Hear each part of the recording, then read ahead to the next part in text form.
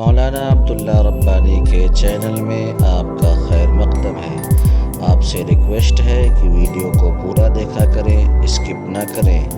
Video اچھی لگے تو لائک کریں، شیئر کریں، کامنٹس کریں اور چینل کو سبسکرائب کریں۔ السلام علیکم ورحمۃ اللہ وبرکاتہ۔ حامدن و مصلیًا اما بعد، صرف 5 منٹ کا مدرسہ قرآن و حدیث کی روشنی میں 15 ربیع الثانی اسلامی تاریخ عام الحزن یعنی غم کا سال، رسول اللہ صلی اللہ علیہ وسلم کی زوجہ محترمہ حضرت خدیجہ رضی اللہ عنہا اور چچا ابو طالب ہر وقت آپ صلی اللہ علیہ وسلم کا ساتھ دیا کرتے تھے۔ ایک مرتبہ ابو طالب بیمار ہو گئے اور انتقال کا وقت قریب آ گیا۔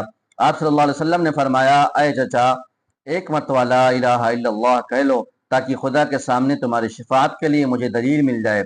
لیکن ابو جہل اور عبداللہ بن امیہ وغیرہ نے کہا کہ ابو طالب، کیا تم عبد المطلب کے دین کو چھوڑ دو گے؟ ابو طالب نے کلمہ پڑھنے سے انکار کر دیا اور آخری لفظ جو ان کے زبان پر تھا وہ یہ ہے کہ میں عبد المطلب کے دین پر ہوں، اور انتقال ہو گیا۔ ابھی چچا کے انتقال کا غم ہلکا نہ ہوا تھا کہ اس کے کچھ ہی دنوں کے بعد آپ صلی اللہ علیہ وسلم کے جانثار اور غمخوار بیوی حضرت خدیجہ الکبریٰ رضی اللہ عنہا بھی اس دنیا سے چل بسیں۔ اس طرح ایک کے بعد دیگرے دونوں کے انتقال کر جانے سے آپ صلی اللہ علیہ وسلم پر رنج و غم اور مصیبت کا ایک پہاڑ ٹوٹ پڑا، کیونکہ آپ صلی اللہ علیہ وسلم کی دعوت و تبلیغ کے ہر مرحلے پر ابو طالب اور حضرت خدیجہ رضی اللہ عنہا دونوں آپ صلی اللہ علیہ وسلم کا ساتھ دیا کرتے تھے، اور حضرت خدیجہ رضی اللہ عنہا تو ہمیشہ آپ صلی اللہ علیہ وسلم کی مدد کرتی تھی اور پریشانی کے وقت بہترین مشورے دیا کرتی تھی۔ اس لیے دونوں کا ایک سال میں انتقال کر جانا آپ صلی اللہ علیہ وسلم کے لیے بڑا حادثہ تھا۔ اسی وجہ سے آپ صلی اللہ علیہ وسلم نے اس سال کا نام عام الحزن یعنی غم کا سال رکھا۔ اللہ کی قدرت، سمندری مچھلی، جس طرح اللہ تعالیٰ نے ہمارے لیے زمین پر بے شمار غذائیں پیدا فرمائی، اسی طرح سمندر میں بے شمار قسم کی مچھلیوں کو ہماری غذا بنا دیا۔ لوگ ہزاروں سال سے سمندری مچھلیوں کا شکار کر کے اپنی غذا حاصل کر رہے ہیں، لیکن آج تک مچھلیاں ختم نہیں ہوئیں۔ اور عجیب بات یہ ہے کہ کھارے اور میٹھے سمندر کی مچھلیوں کے ذائقے میں کوئی خاص فرق نہیں ہوتا۔ بے شک یہ اللہ کی قدرت اور بندوں پر اس کی بڑی عنایت ہے جس نے ان کے لیے مچھلی جیسی اہم غذا کا انتظام فرمایا۔ ایک فرد کے بارے میں سچی گواہی دینا۔ قرآن میں اللہ تعالیٰ فرماتا ہے، ایمان والو، انصاف پر قائم رہتے ہوئے اللہ کے لیے گواہی دو، چاہے وہ تمہاری ذات، والدین اور رشتہ داروں کے خلاف ہی کیوں نہ ہو۔ خلاصہ، سچی گواہی دینا اور جھوٹی گواہی دینے سے بچنا ضروری ہے۔ ایک سنت کے بارے میں بیت الخلاء جانے کا طریقہ۔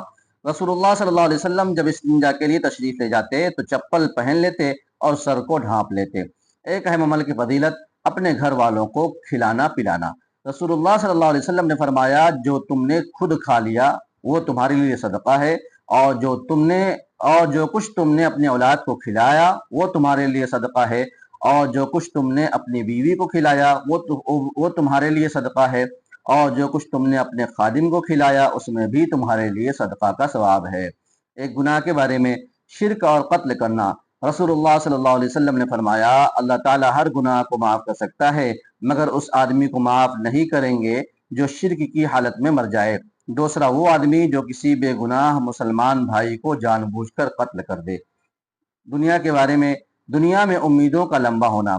رسول اللہ صلی اللہ علیہ وسلم نے فرمایا، مجھے اپنی امت پر سب سے زیادہ ڈر خواہشات اور امیدوں کے بڑھ جانے کا ہے۔ خواہشات حق سے دور کر دیتی ہے اور امیدوں کا لمبا ہونا آخرت کو بھلا دیتا ہے۔ یہ دنیا بھی چل رہی ہے اور ہر دن دور ہوتی چلی جا رہی ہے، اور آخرت بھی چل رہی ہے اور ہر دن قریب ہوتی جا رہی ہے، یعنی ہر وقت زندگی کم ہوتی جا رہی ہے اور موت قریب آتی جا رہی ہے۔ اس لیے آخرت کی تیاری میں لگے رہنا چاہیے۔ آخرت کے بارے میں، نیک عمل کرنے والوں کا انعام۔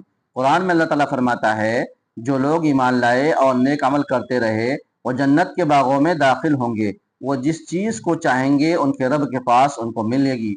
ان کی ہر خواہش کا پورا ہونا بھی بڑا فضل و انعام ہے۔ طب نبوی سے علاج، ہاتھ پاؤں سن ہو جانے کا علاج۔ حضرت ابن عباس رضی اللہ عنہ کی موجودگی میں ایک شخص کا پاؤں سن ہو گیا تو انہوں نے فرمایا، اپنے محبوب ترین شخص کو یاد کرو۔ اس نے کہا، محمد صلی اللہ علیہ وسلم، تو وہ ٹھیک ہو گیا۔ قرآن کی نصیحت۔ قرآن میں اللہ تعالیٰ فرماتا ہے، اے ایمان والو، اللہ تعالیٰ کے لیے سچائی پر قائم رہنے والے اور انصاف کے ساتھ شہادت دینے والے بن جاؤ، اور کسی قوم کی دشمنی تمہیں اس بات پر آمادہ نہ کر دے کہ تم انصاف نہ کرو، بلکہ ہر معاملے میں انصاف کرو۔ یہ پرہیزگاری کے زیادہ قریب ہے، اور اللہ تعالیٰ سے ڈرتے رہو، بے شک جو کچھ تم کرتے ہو اللہ تعالیٰ اس سے باخبر ہے۔ اللہ ہم سب کو دین کی صحیح سمجھ عطا فرمائے۔